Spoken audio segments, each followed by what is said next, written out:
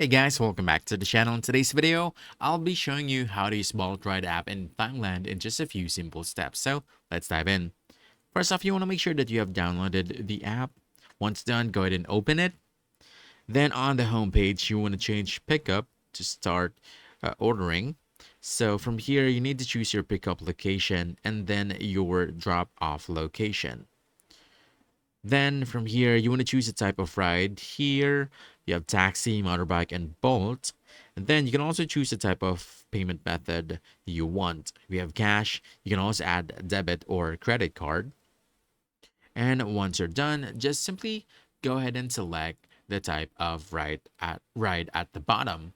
Request a ride, and your driver will arrive in minutes. That's it.